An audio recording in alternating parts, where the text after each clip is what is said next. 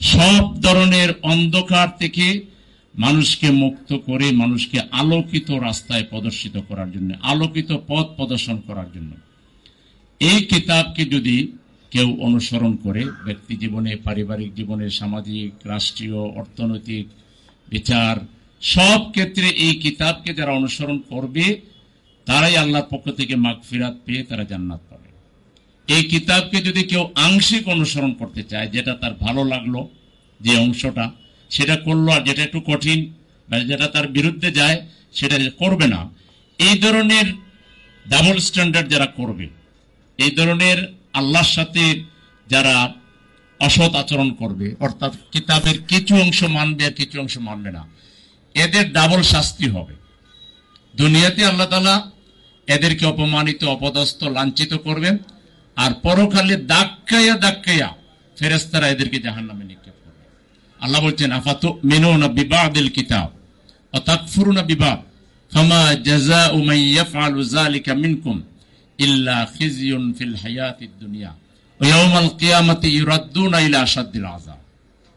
দুনিয়ায় লাঞ্ছনা, অপমান, আর আখিরাতেও লাঞ্ছনা। আখিরাতেও যারা শাস্তি পাবে, এই শাস্তি পাওয়ার লোকদের মধ্যে এদের অপমানিত করে শাস্তি দেওয়া হবে। দাক্কাইয়া দাক্কাইয়া জাহান্নামের ফেরেশতাদেরকে জাহান্নামে নিক্ষেপ করবে। আর আল্লাহ বলেছেন, উদখুলু ফিস সিলমি কাফা ওয়ালা তাত্তাবিউ খুতুওয়াতিশ শাইতান। ইসলামে দাখিল হলে, ইসলাম মানলে পুরোটা মানো, আংশিক মানা যাবে না। তাহলে আল্লাহ তাআলা কোরআনে বলেছেন, আমান লাম ইয়াহকুম বিমা আনজালাল্লাহু ফাউলাইকা হুমুল কাফিরুন ফাউলাইকা হুমুল ফাসিকুন ফাউলাইকা হুমুজ জালিমুন। একই আয়াত শেষের অংশে দেয়া তিন রকম কথা আছে, যে আল্লাহর দেয়া বিধান অনুযায়ী ফয়সালা করবে না, যে বা যারা, তারা হয় কাফির, না হয় ফাসিক, না হয় জালেম, এর বাইরে আর কিছুই নয়। আল্লাহ আমাদের জন্য নামাজ ফরজ করেছেন। আমরা নামাজ এটা আমল করার চেষ্টা করি কম বেশি, যদিও 100% নামাজ, 5 ওয়াক্ত নামাজ, জামাতে নামাজ আদায়, এগুলো মুসলমানদের মধ্যে দারুণভাবে গাফলতি আছে। রোজা তাও নামাজের চাইতে একটু ভালো আছে, নামাজ পড়ে না, এরা আবার রোজাও রাখে, এরকম বহু লোক আছে। কিন্তু আচ্ছা, রোজা কিছুটা ভালো অবস্থায় আছে। হজ, অনেক লোক সামর্থ্য থাকলে হজে যায়, সফরও হইল, দেখাও হইল, হজও হইল, হজ করে। যাকাত সামর্থ্য যাদের আছে কম বেশি দেওয়ার চেষ্টা করে। এই জায়গা পর্যন্ত মোটামুটি যা চেষ্টা করে, কমসে কম বিরোধিতা করে না। নামাজ কেউ পড়তে গেলে বাধা দেয় না, রোজা রাখতে গেলে বাধা দেয় না, হজ কেউ করতে গেলে কেউ বাধা দেয় না, যাকাত কেউ দিতে গেলে কেউ বাধা দেয় না। কিন্তু আল্লাহ যে বললেন, আহাল্লাল্লাহুল বাইয়া ওয়া হারামার রিবা, তোমাদের জন্য ব্যবসা হালাল করা হয়েছে কিন্তু সুদ হারাম করা হয়েছে। সুদের 70টা গুনাহ, সর্বনিম্ন গুনাহ হলো মায়ের সাথে জিনা করা। তাইলে এই সুদ আজকে আমাদের কি অবস্থা? সুদের আমাদের যে অর্থনৈতিক লেনদেন, ব্যবসা বাণিজ্য কিসের ভিত্তিতে? এই সুদকে কেউ বেসরকারিভাবে বন্ধ করতে পারবেন? আপনারা এখানে যারা আছে সবাই মিলে যদি ওখানে সবাই শহীদ হয়ে যান, তাতে কি সুদ বন্ধ হবে? সুদ বন্ধ করতে হলে আপনার হাতে পাওয়ার থাকতে হবে, ক্ষমতা থাকতে হবে। সেই ক্ষমতা প্রয়োগ করে আপনাকে সুদের বিরুদ্ধে ব্যবস্থা নিতে হবে, ঠিক কিনা? ঠিক তেমনি পার্লামেন্টে যদি আল্লাহর আইন পাশ করতে হয়, তাহলে পার্লামেন্টে আপনার সেই পাওয়ার থাকতে হবে, যে পাওয়ার থাকলে আপনি পার্লামেন্টে আইন প্রণয়ন করতে পারবেন। আইন প্রণয়ন করতে না পারলে আপনি যত নামাজের ওয়াজ, রোজার ওয়াজ করেন না কেন, আমি এখানে ওসি সাহেব একজন বসে আছেন, আমরা সবাই মিলে যদি ওখানে রাস্তা বন্ধ করে যদি বলি যে সবাইকে 5 ওয়াক্ত নামাজ পড়তে হবে, না হলে কিন্তু আমরা মানি না, পুলিশ কিছু সময় এসে বুঝিয়ে টুঝিয়ে শেষে বলবে, টাইম দিয়ে বলবে, এত সময় ভিতরে যদি তোরা রাস্তা না ছাড়স তাহলে আমরা অ্যাকশনে যাচ্ছি।